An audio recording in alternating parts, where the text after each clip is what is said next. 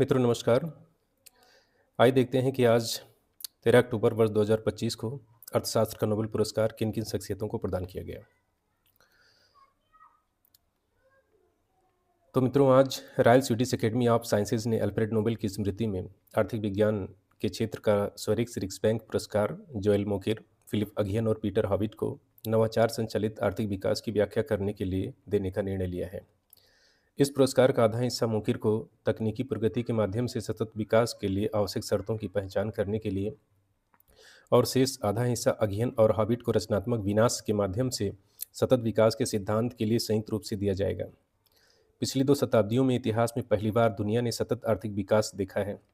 इसने बड़ी संख्या में लोगों को गरीबी से बाहर निकाला है और हमारी समृद्धि की नींव रखी है।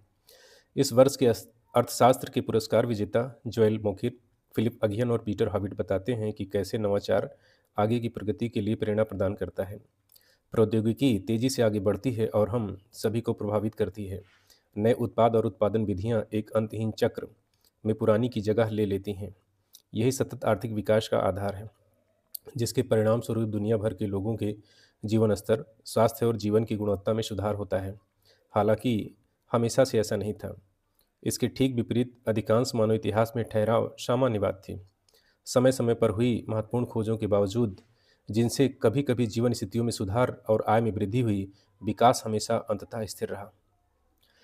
जोएल मोकिर ने निरंतर विकास के नए सामान्य बनने के कारणों को उजागर करने के लिए ऐतिहासिक स्रोतों का उपयोग एक साधन के रूप में किया।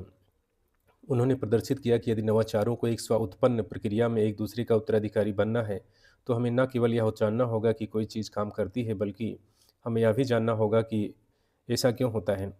औद्योगिक क्रांति से पहले वैज्ञानिक स्पष्टीकरण अक्सर कम होते थे, जिससे नई खोजों और आविष्कारों को आगे बढ़ाना मुश्किल हो जाता था। उन्होंने समाज के नए विचारों के प्रति खुले रहने और बदलाव को स्वीकार करने के महत्व पर भी जोर दिया।